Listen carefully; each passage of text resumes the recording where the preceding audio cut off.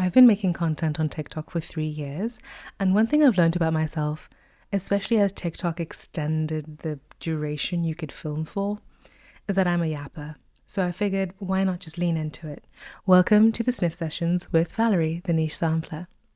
So if you want to know about my journey into fragrance, or you want to know more about what I appreciate in scents, then you need to listen to my episodes on the Perfume Room podcast. Yes, I'm starting mine with plugging another. And that's because I really rarely consume a lot of fragrance content anymore, because a lot of people talk about the same things. But also, I don't know, I've got a lot of other things to do. I'm doing a PhD, and so that consumes most of my time. But I figured once a week I could sit down in the most low-tech way, in the most chill way. Hopefully I don't have to do a lot of editing, and just talk about some scents with you. And yeah, just chill, because I've got a lot of interesting things for you to smell and try. But it doesn't have to be a high-level production, does it? I don't think so. So let's try this out. I'm happy to receive feedback, but let's start off with what I'm wearing today. My scent of the day started off with Liquide from Liquide Imaginaires.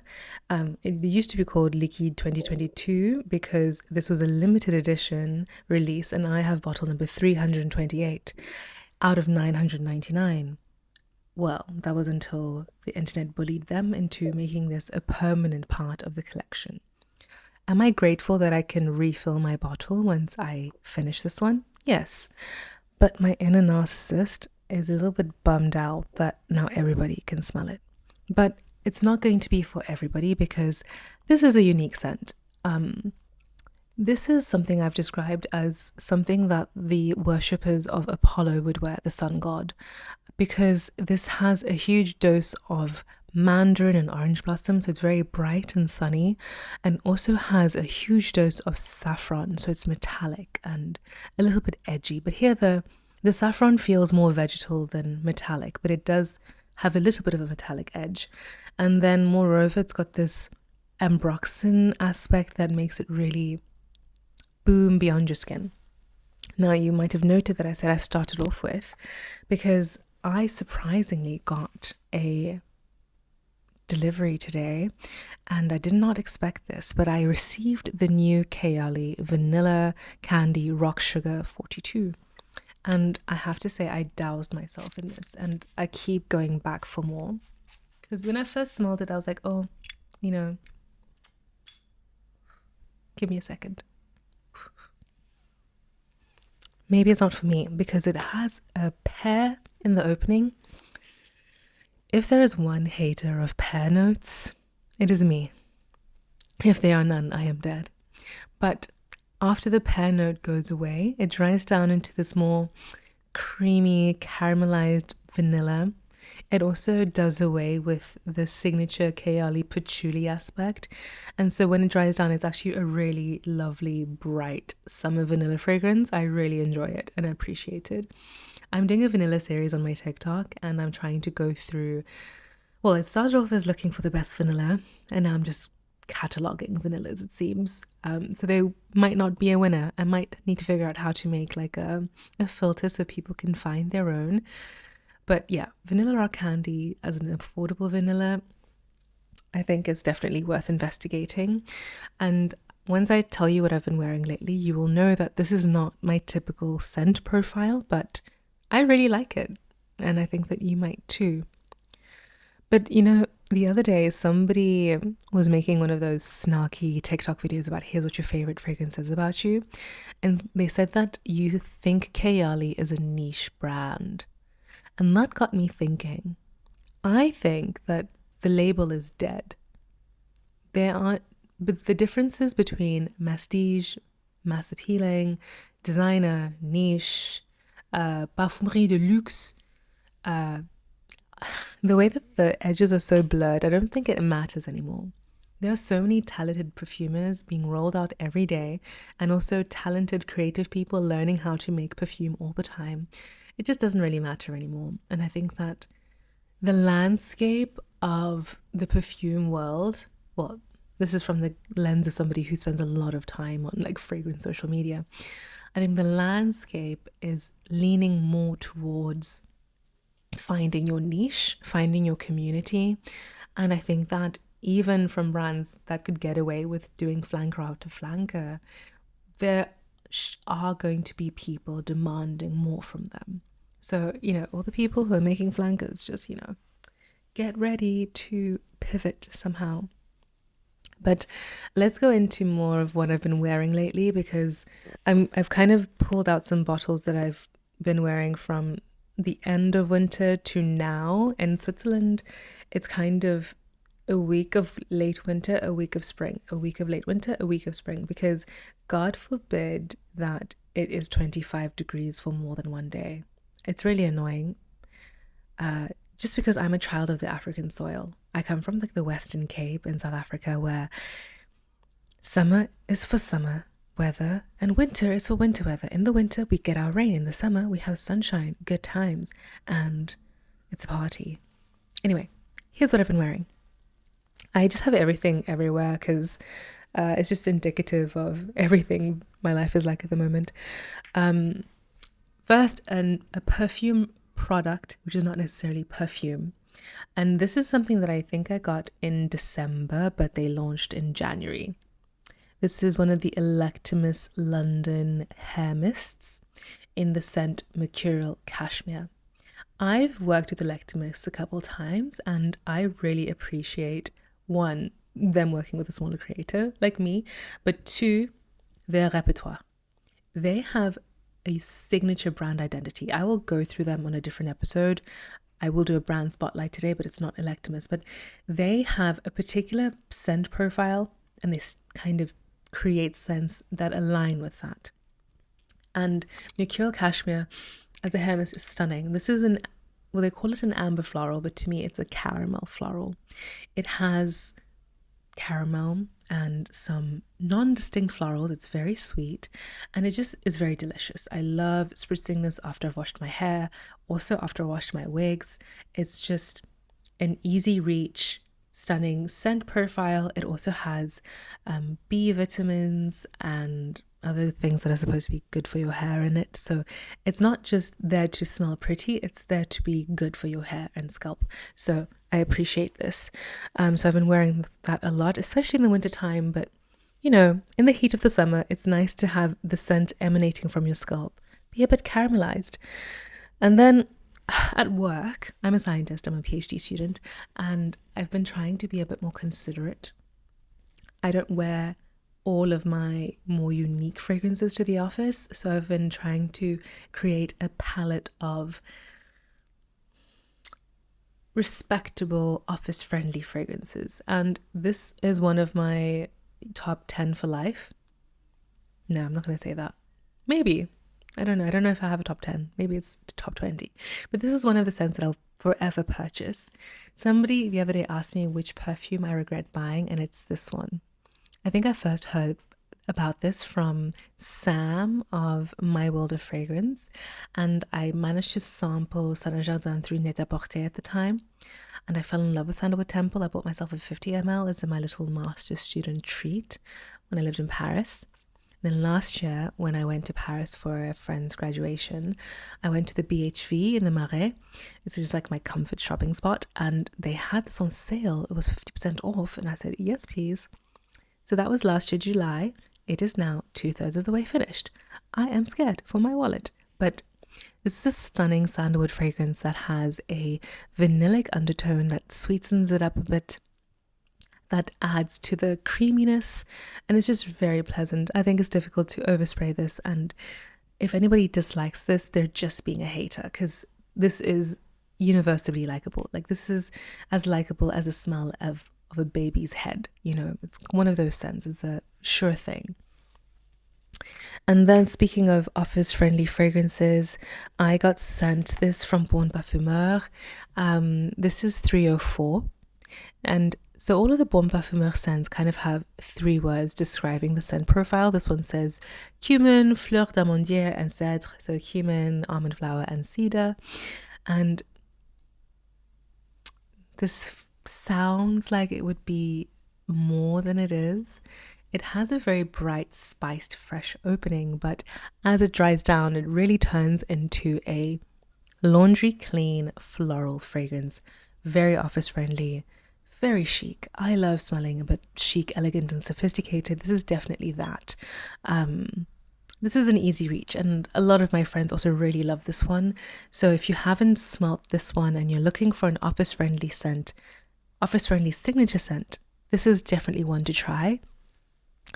And another office friendly scent, which you wouldn't expect from this house, is Casamorati's Quattro Pizzi. This is one of their latest releases. I received this as a goodie bag from an event they had in Milan this year.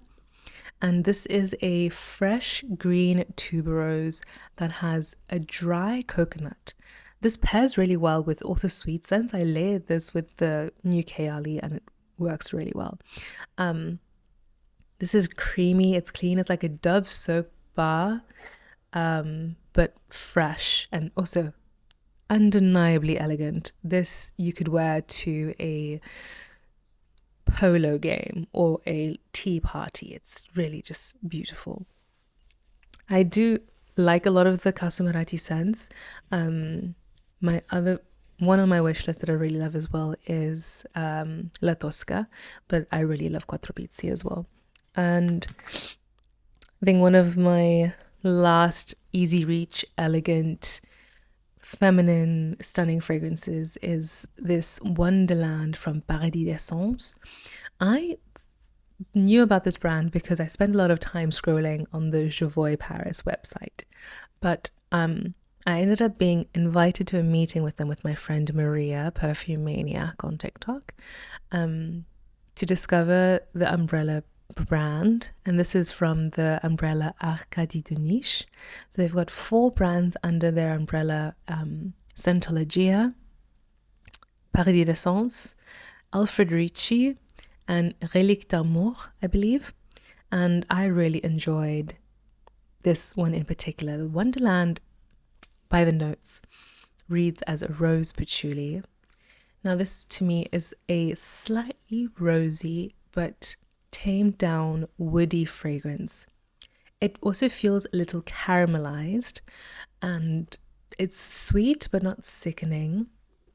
And you could really, it's a very unique scent profile, but it's just really pretty. Like, I can't help but want to sniff this all the time. And you know what it reminds me of? It reminds me of the smell you get off of freshly ironed clothes, but sweet and woody and slightly rosy and slightly caramelized. Like, that's the scent profile to me. And I'm exploring the rest of the discovery set from Paradis de Sens. Their fragrances are essentially made around different concepts of heaven or utopia from different cultures in the world. I don't know which culture calls it Wonderland, but maybe it's referencing the fairy tale that Alice goes to. Oh, another kind of chic feminine fragrance that I got at Aix-en-Provence is from Experimental Perfume Club, and it's called Iris Carmin. Now, EPC has a very unique concept. They've got a selection of base accords, so it's like a moss something, and they then combine these to make a perfume. So like, you can wear the base accord by itself, but then you can combine them to make a new scent that is more complex and, to me, more interesting. Iris Carmin is a sweet, fluffy, fuzzy, ambery iris.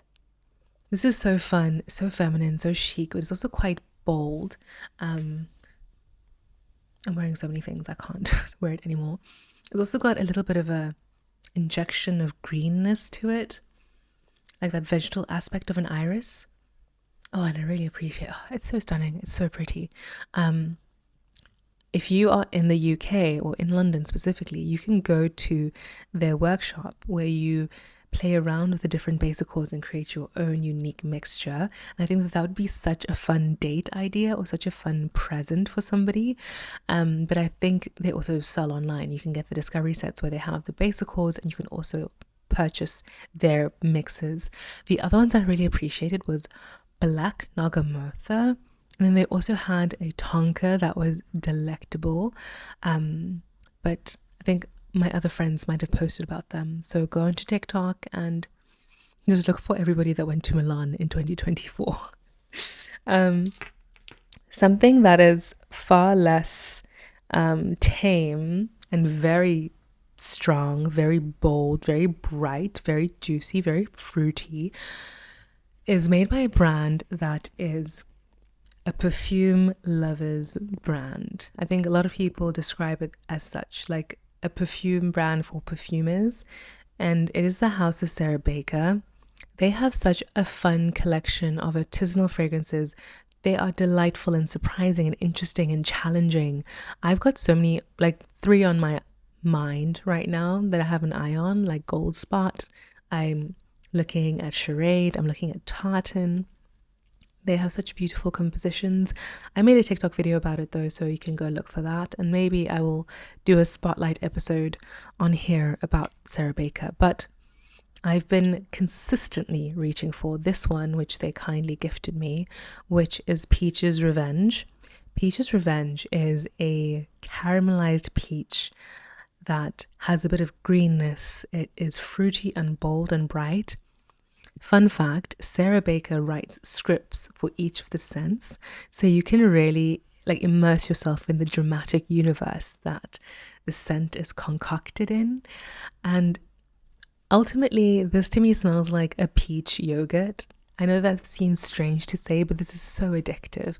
And what I think is so promising about this, that I'm happy to talk about it with you, is that it is appealing to even my friends who prefer more mass appealing brands, like people who love ultra niche fragrances and people who love more mass appealing scents all love this fragrance. So I think if you haven't smelled Peach's Revenge, you are missing out. It just feels like it's going to be one of the scents of the summer.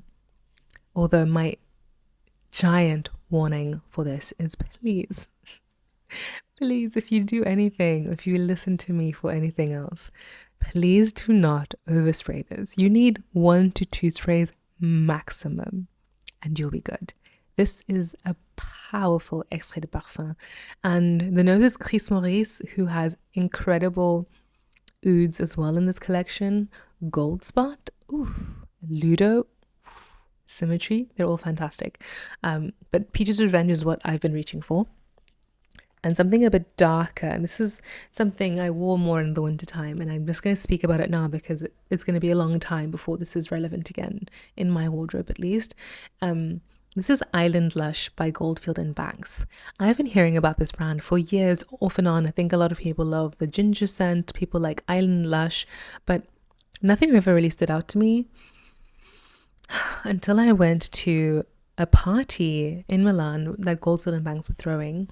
This is an Australian brand, but I think it's run by a Belgian expat, Dimitri, who is insanely lovely. Like, he's just such a nice person, and I really appreciated meeting him. What they do differently is that they try and incorporate Australian native ingredients into the scents. And Island Lush is a leather fragrance that has a huge dose of orris and sandalwood and saffron. And while I like clean, chic, sophisticated scents, I also like smelling like a badass. And Island Lush is exactly that. This is probably going to be by sales associates marketed towards men, but ladies, I promise this will smell incredible on you too. I feel so bold and charismatic and cool when I wear this scent. It's like a leather jacket scent, but I could also wear it to a date at a hotel and just, change my identity. I'm really excited. I also have samples of the other scents in this same collection, but I think I will also feature them in their own episode. But this is something I really appreciated wearing. One thing I hate about opaque bottles though is that I never know how much I've used, so it's a surprise when it just squirts and nothing comes out. I think we're almost at a point where we can go into the brand spotlight of the day, which is Gritti. But I wanted to talk about brands for a minute. I think we've already spoken about how the definitions kind of don't matter anymore, right? Because there's just so much on the market. As long as you're making good sense, people don't care if you're designer or niche or masstige, because the way people are creating fragrances, it doesn't seem to matter anymore. And I think that one scent that is emblematic of the times is the collaboration between Frederic Malle and Acne Studios. Sometimes my French R's are just not R'ing, so we're going to keep it anglicized today. So on Instagram, there's this new feature called a broadcast, and I'm in the one by Brenda hashtag. It's called the Brandcast, and she actually inspired me to just make a more relaxed podcast style video like this, because I feel like YouTube is too serious. Social media overall is too serious. But anyway, in her Brandcast, Brenda said, "Is people unboxing the new Acne Studio scent like it doesn't smell like laundry detergent?" I love that so much, because that's exactly what my opinion was. First of all, I ordered this off of the Frederic Malle website. Why did it take 2 weeks to get to me? I live in Switzerland. It's a bordering country. I'm pretty sure it wouldn't take you 2 weeks to get this from Paris to Normandy. Like, please. And when I smelt it, I was so disappointed. I couldn't believe that this had Frederic Malle even mentioned. I would not want to put my name on this. Maybe that's why he's leaving his brand. But let's not get shady. This is definitely just a laundry detergent scent. It's full of aldehydes in a soapy, clean way rather than the Chanel No. 5 way, which to me for some reason is distinctly different. But anyway, that's maybe my own personal bias. But it has a dose of peach in it as well, but it's not sweet. Somebody described it as Gen Z No. 5, but to me, it just feels like Lys floating, I think the scent is. It's another laundry clean scent that's got peach in the opening, but this peach is, or is it pear? No, it is peach, but this peach is a bit more prominent. I don't think it's worth the price point. I don't think it's worth your consideration, to be honest. But I don't want to be mean, so you do what you want to do. I think that the landscape of social media is shifting industries in such a dramatic way that brands will need to figure out how to stay relevant. Like these days, imagine starting a brand and you name it after yourself, and then you sell it, and then you leave it. I mean, let's think about it. Has MFK produced anything interesting in the past 5 years? I think like the Gentle Fluidity Silver and Gold release was their last interesting, impactful release. And I think now they're just surviving off of the prestige of Baccarat Rouge, really. Because, yeah, I mean, I liked their 724 release. It's the Musk they released a year or two ago. But I didn't like it so much as to pay MFK money for it. I know I can get cheaper, clean, musky scents elsewhere. So, yeah. We need to figure out like who you are and why we should care about you, and just make good sense, because perfumers are just rolling out all of the time and they're churning them out. People are learning how to make perfumes, and people are actually building proper brand identities. And I think that brand strategy needs to be something that's really at the forefront of your release and your launch. It's not just about the juice. You now have to interact with your customer base, and we need to care about you. We need to care about why you exist. And there are a lot of brands that just do this by sending out mass PR packages. And then there are brands that just do it by making approachable fragrances. And they're meeting you where you are, because not everybody's going to want to smell like Oris and leather. But people also don't want to smell like their laundry detergent pods. Anyway, talking about perfumers and brands that have an identity, I think that there's a brand, which is the center of today's episode, that requires far more recognition, because I know exactly who the Gritti customer is. Right, Father, Son, House of Gritti. This is the spotlight brand of the day. I have opened up all of the little scent boxes. So spray the scents inside so we can talk about them. And they kindly sent me this. I met the brand at Aix-en with my friend Maria, who had this beautiful moment where the brand director recognized her, and then they kind of had a chat with us very briefly, and now they've sent this over. I'm very excited to talk about it. I'm just trying to grasp my bottle that they sent me. But this is the same customer that to me is buying Creed, that is buying Parfum de Malle, that even potentially is buying Initio.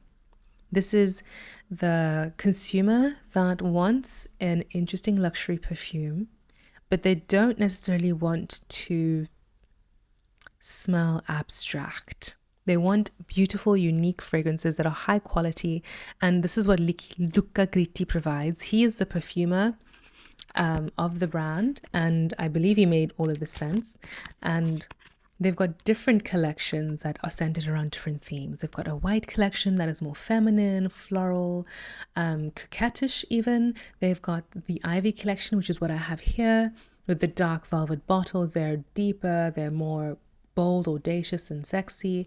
They also have a green collection, which I haven't smelled, but from what I can gather, they're more fresh and like Mediterranean, Portofino coast kind of scented.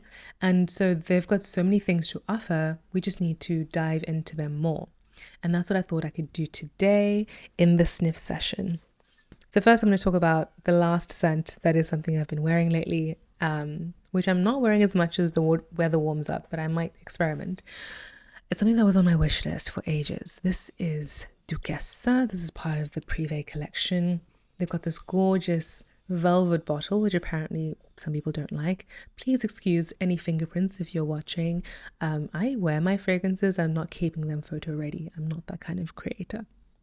This is a beautiful, subtle cherry fragrance. It's creamy, a little bit white, floral, lactonic, creamy, and it's just so gorgeous to me. And it's also sexy to me. I feel so stunning when I wear this fragrance. It also plays well with others. If you want to sweeten it up, if you want to make it more edgy, I wear this with my Island Lush from Goldfield Banks.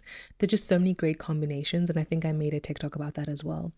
Stunning. I love it. Thank you, Gritti. This was such a stunning, exciting thing to receive in the post.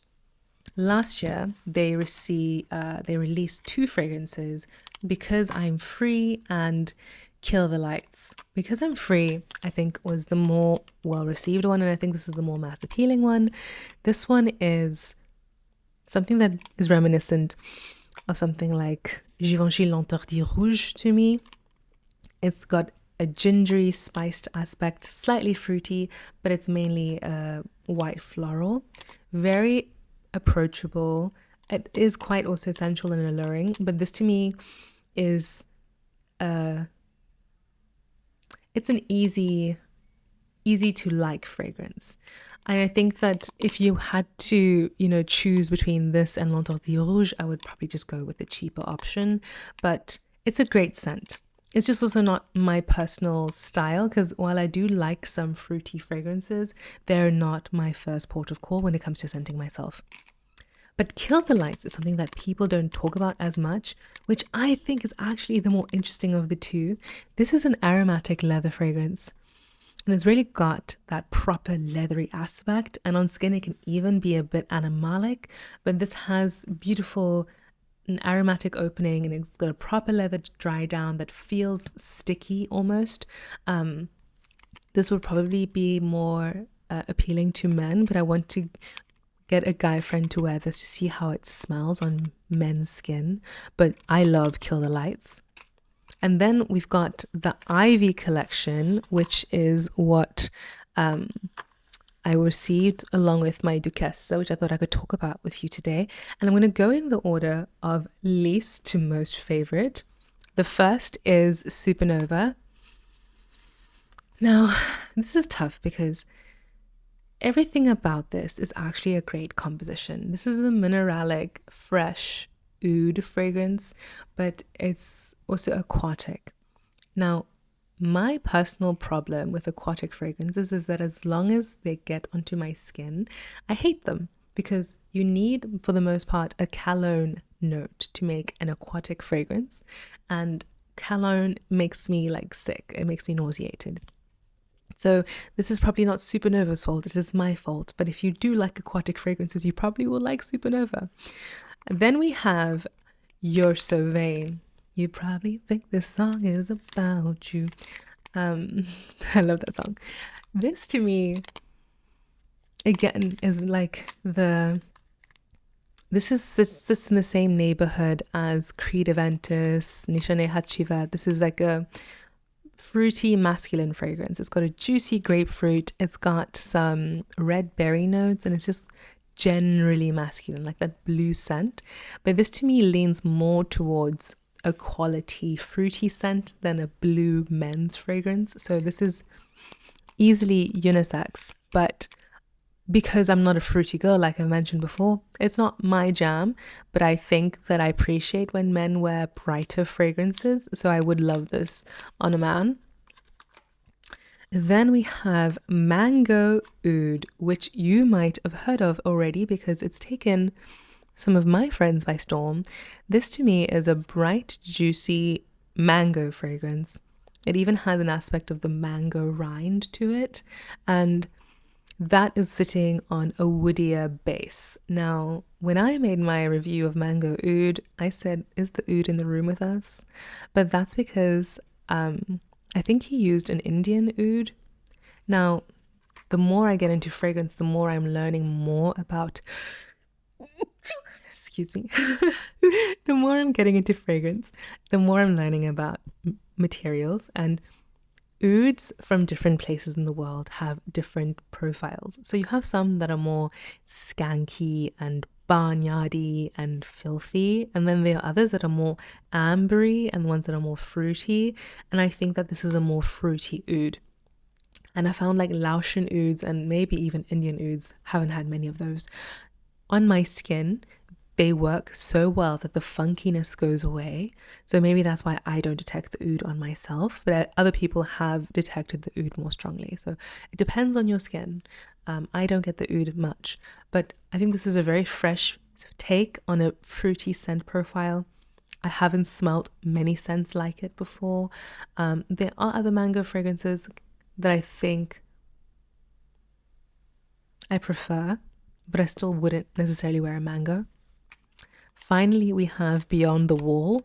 This is my favorite from this particular selection. This is stunning. It's got iris, it's got tea. I think there's oud in there as well, or maybe even something like cypriol. This reminds me a little bit of Amoral by Pernod. It's a Swiss brand.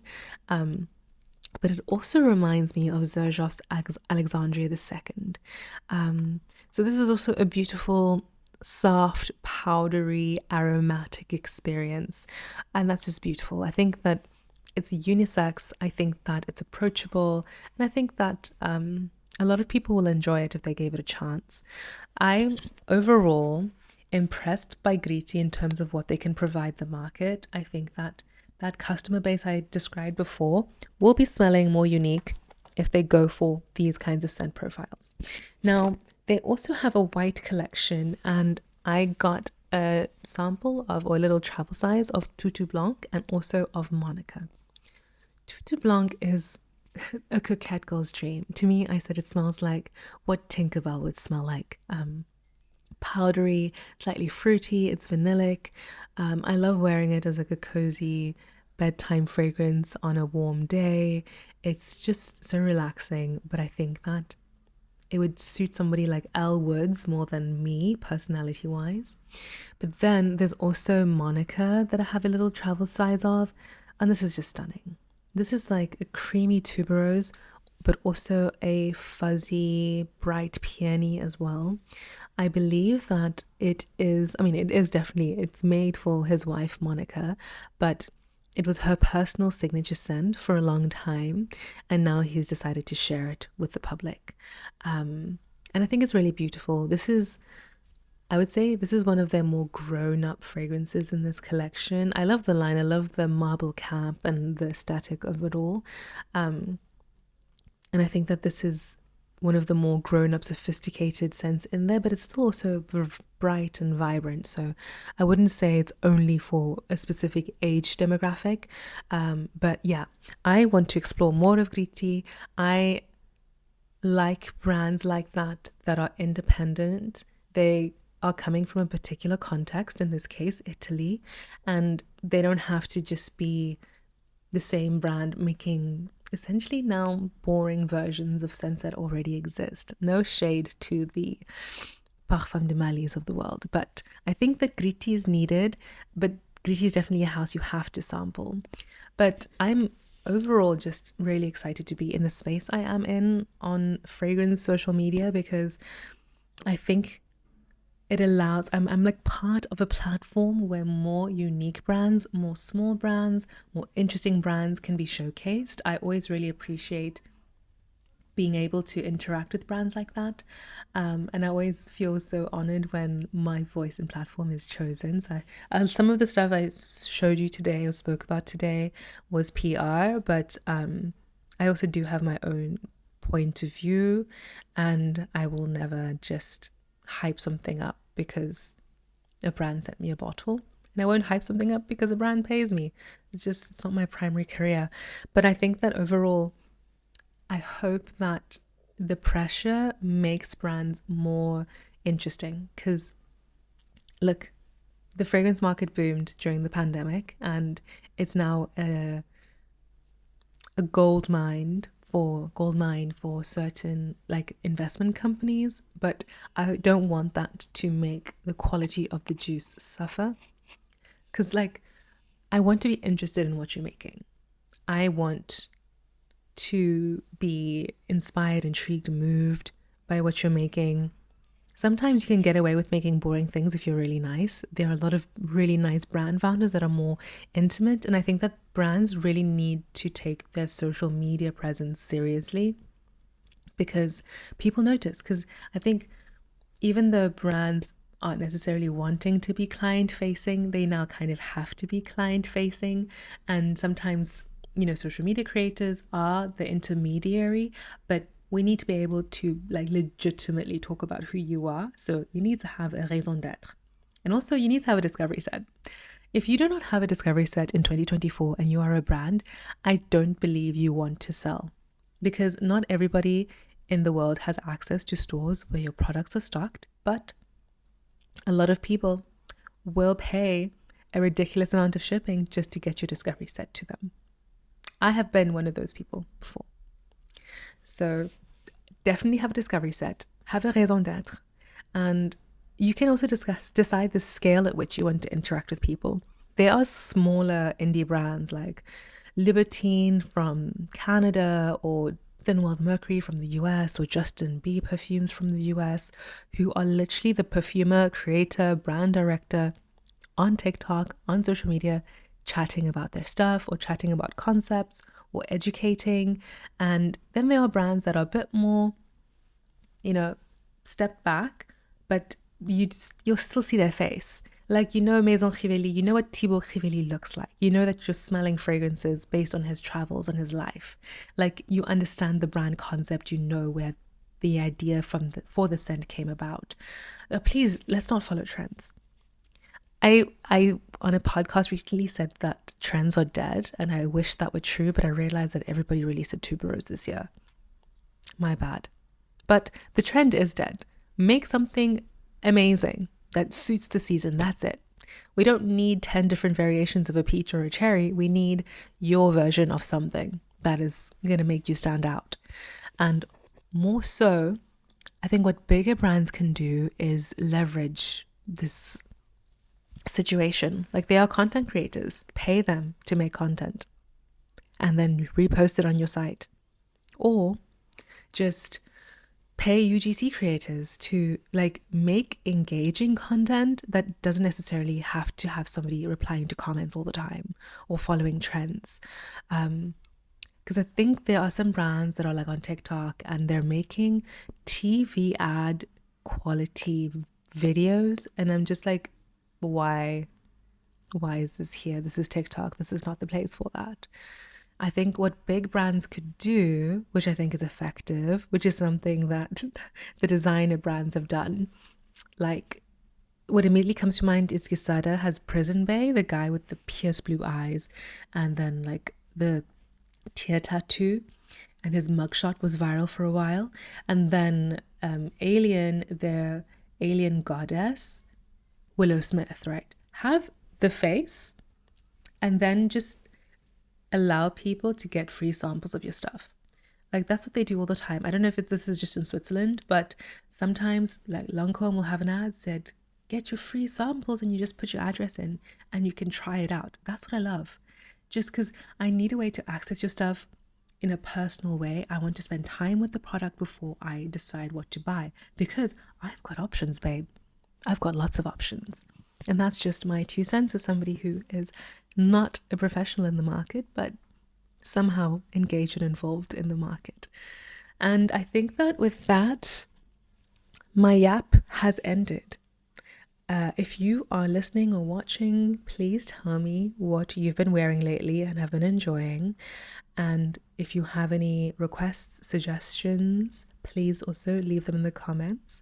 But in the meantime, sample before you buy. And as always, happy sniffing.